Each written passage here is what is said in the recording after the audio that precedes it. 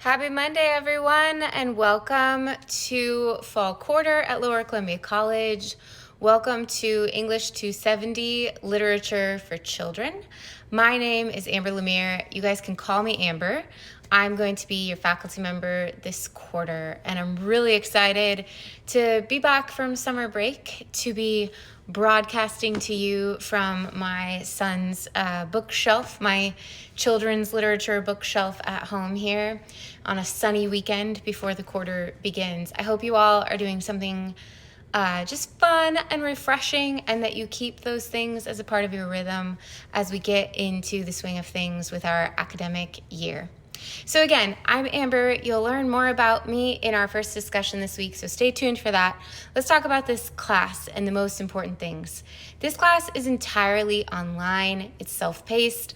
One of the reasons why I record from home this first week is to just accentuate the fact that when you're learning online, you get to be wherever you are. I encourage you guys, get outside, just find unique places that really help you to focus and relax and enjoy learning, not just complete, the homework, but really take care of yourself, take advantage of the online modality.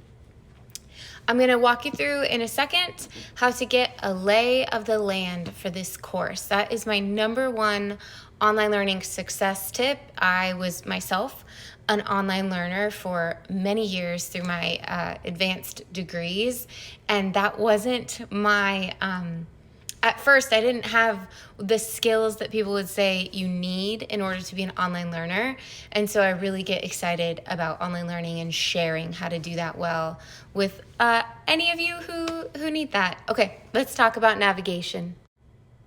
If you're watching this, you're probably on the home page. So you've clicked into the course and you're looking at what's called Padlet. But there are a lot of ways to get here. You might be looking at the to-do list or the calendar. Either way, it doesn't matter. It's replicated. It's the same in all of those places. So if you're watching this video, you've landed at home. And this is called a Padlet. It's an embedded application. It allows me to make posts every week at the top of the page, kind of like a social media scroll or feed.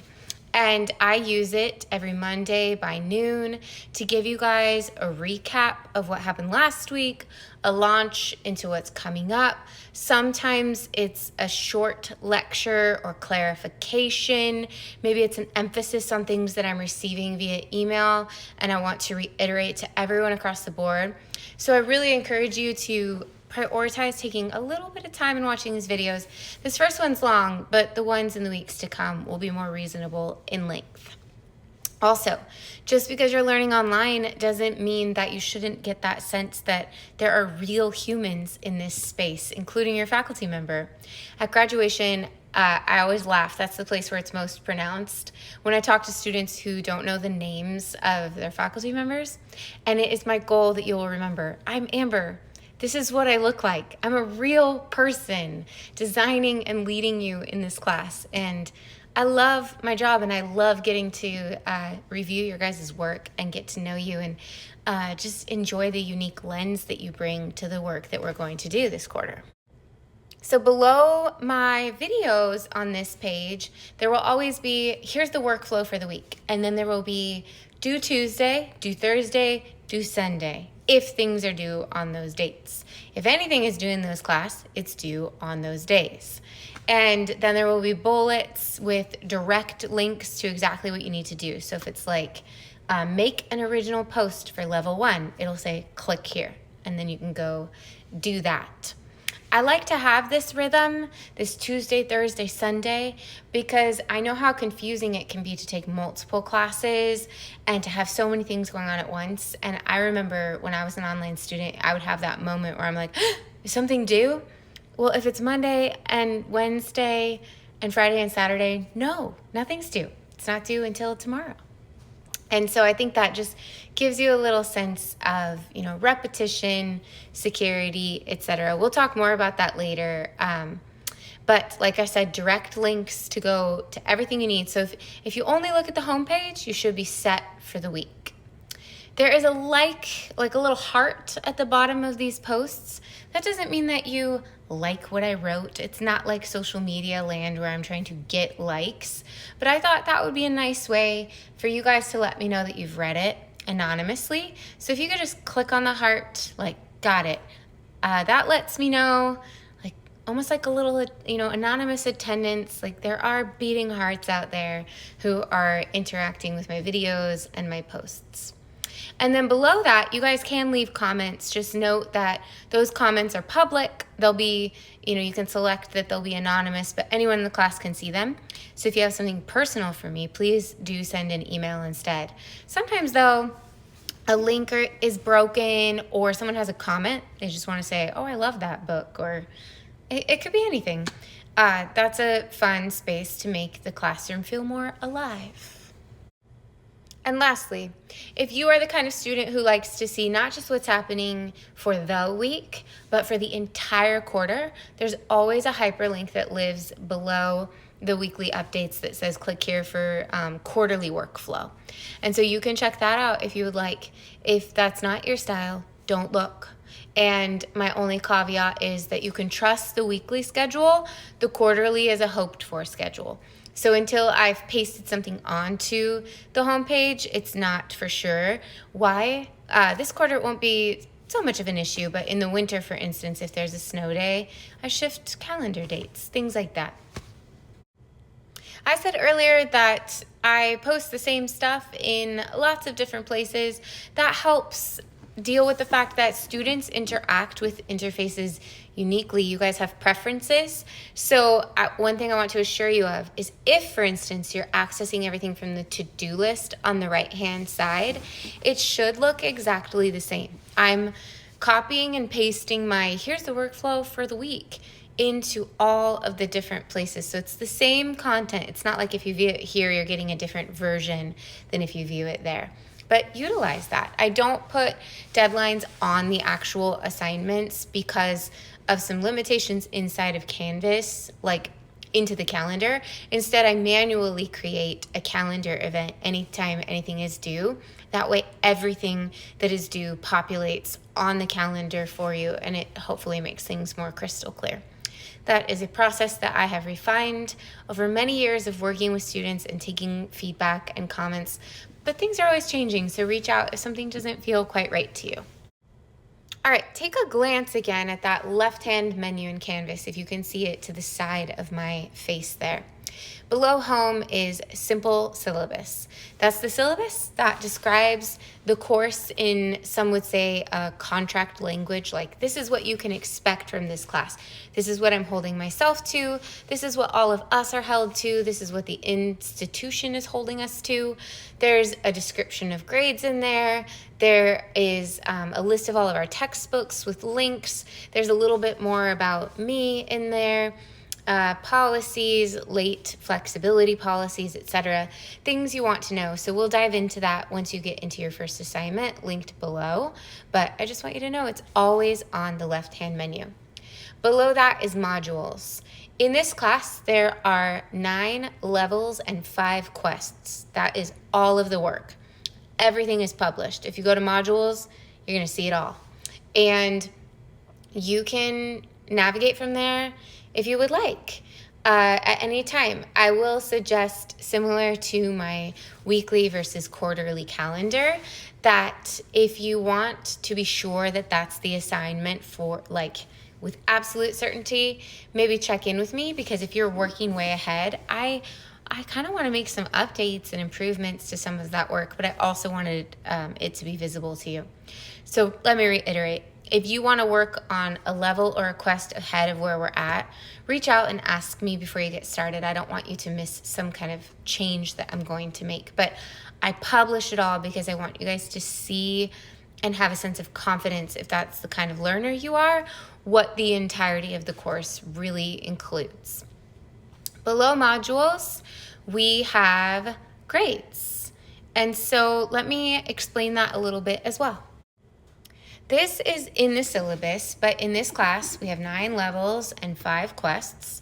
The goal is to complete them. It's not to earn an A, B, C, D, E. It's not percentages. It's not points. Canvas, if you're looking closely, will show you points, but it's not actually counting those points. It's more like a key. So if I put in a 1, Canvas will give you level completed and you earned treasure. If I put in a 0.9 something, you don't need to worry about the decimals. I'm just telling you why they're there. Canvas will give you a level completed. The syllabus describes what that means, but essentially what you should be paying attention to is, am I completing levels or not? And if you're not, it will say that a reboot is available or that you didn't attempt the thing, and the syllabus will break all of this down.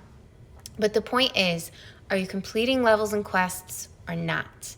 At the very end, what I do in order to calculate a letter grade is I take, and this is in the syllabus as well, I total up, okay, there were 9 levels and you completed 7 of them. There were 5 quests and you completed all 5. And treasure, you earned about 3. And then the syllabus has this chart where you can see if you completed all that amount, then you get and I can't remember off the top of my head what grade that is, but let's just say it's a B+.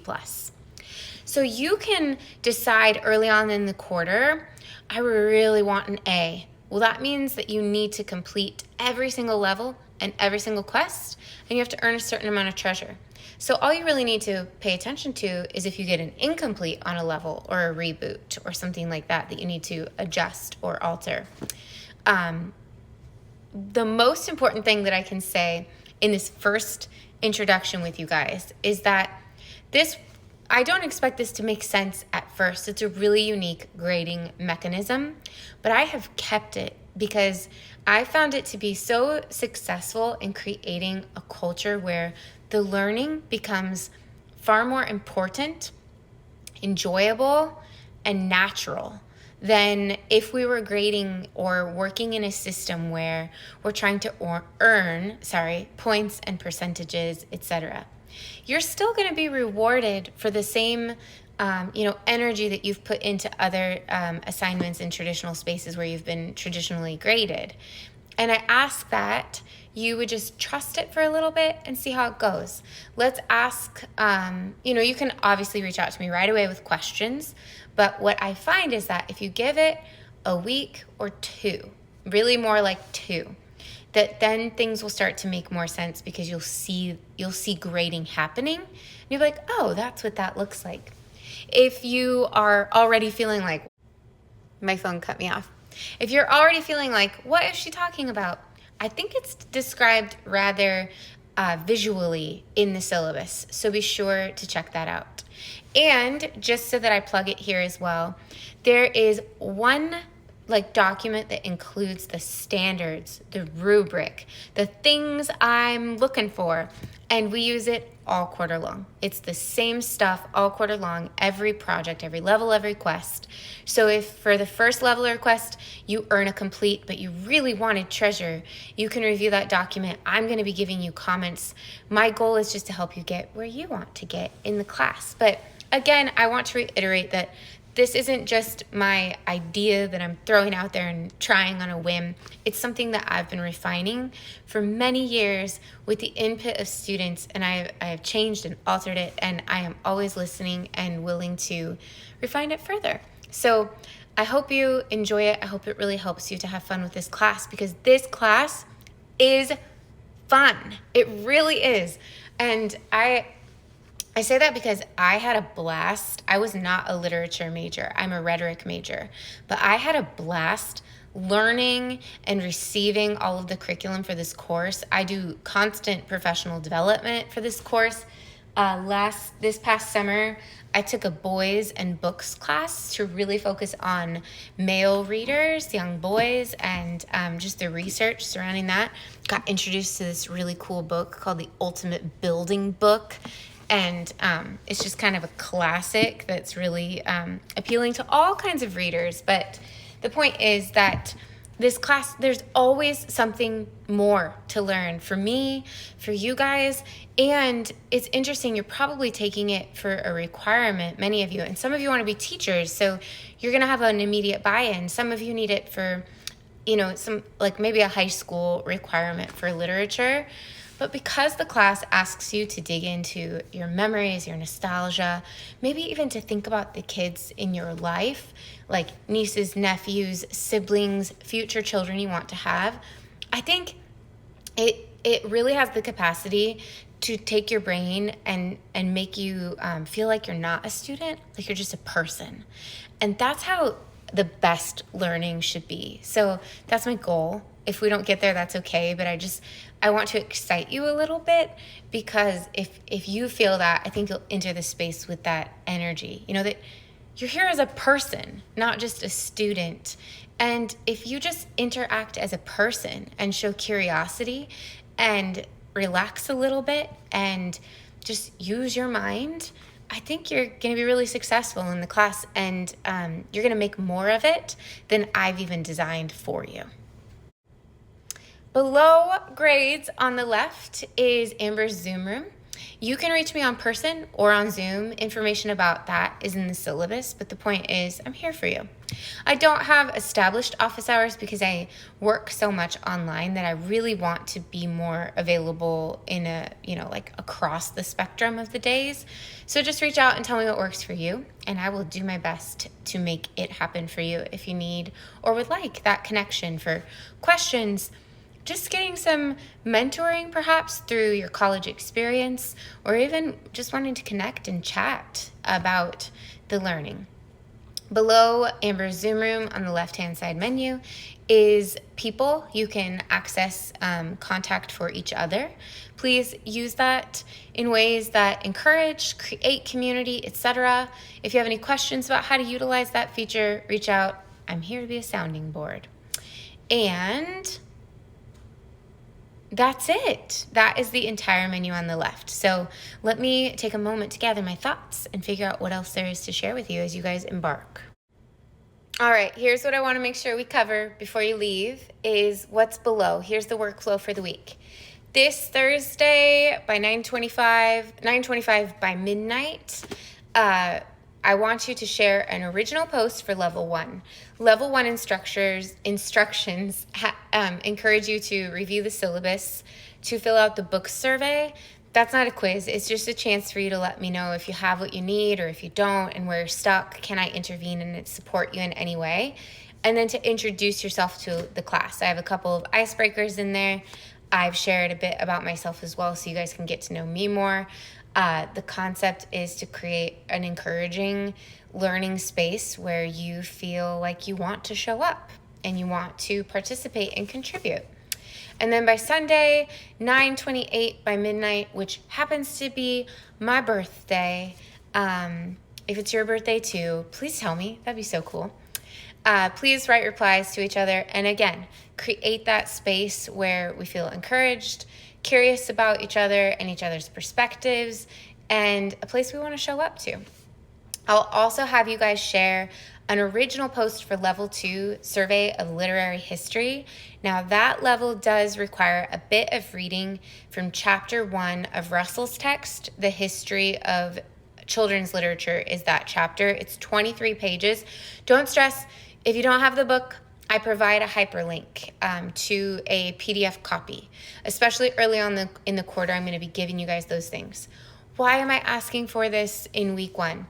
Because of wanting to give you guys a chance to interact with the grading system as early as possible, wanting to get you comments and support as early as possible, so that as early as possible you feel secure and you can really shed any uncertainty, maybe jitters about the newness of this course, and really just in the next week and the week after, feel that sense of confidence, like you know what we're doing here. And then to close, I don't usually do this, but since I'm sitting at the bookshelf, I thought it would be fun to feature a couple of books just as a bonus ending to this welcome video. So Here's something that I grabbed off the shelf. I love this book, The Darkest Dark, because I was afraid of the dark as a child. And this one is not about like ghosts or monsters. It's about this kid being afraid of aliens in his bedroom. And you can see the aliens right there. Yeah. Anyway, it's written by an actual astronaut, Chris Hadfield. And basically, the child overcomes the fear of the dark by acknowledging or coming to appreciate that outer space is the darkest dark. I just think it's so cool. Do you guys know that really famous classic book called Corduroy? If you don't, that's okay. But if you do, you might have felt the nostalgia. What a beautiful book. I loved it as a child, but I forgot that I loved it until I read it again to my son. And it's kind of a tearjerker. Here is a less well-known book by that same author called Earl the Squirrel. It's hilarious and fun to read. It has a really angry bull, but what makes this book kind of neat is the artistic style. And if you're an artist in here, I just want you to know that this is a great space for you to nerd out, because that's one of the reasons that I love children's literature is it's not just about language, but it's about the visuals as well. It's about this tactile design of a book and of all of this amazing artistry. I love the coloration of this book, and, you know, we're living in Squirrelsville here, so I thought this one was a fun one to share. Have you guys ever seen this? I'm rather sure that this book was published posthumously for Don Freeman. And then this one, this is nostalgic for me. It won't be for you necessarily, but let me get there. This is called Someone Builds the Dream, and it's a really neat book about vocations. So like welding and construction, and then blending that with architecture. And it's essentially talking about how all of these professionals work together to build things, to create things. And I really enjoy it. I just want to share a little bit about me here, because my dad for 25 years was a welder, a welding instructor at Lower Columbia College. And he passed away 9 years ago, and I miss him very much. And I love that this book has these welders in here, and I like to read this book to my son and tell him that's Grandpa Allen. That's what he used to do. And I thought it'd be neat to share with you guys, because there's a chance that some of you out there are vocational majors. And I want you to know that children's literature exists to honor and celebrate your work as well. And it's really amazing, the books that are waiting to be discovered for us out there. And that's what this class is about, and that's what gives it energy. So do you have a book that you're really excited to share? You'll get your chance later in the course, but you can also post it below. Have an awesome week, you guys, and reach out if you need anything at all.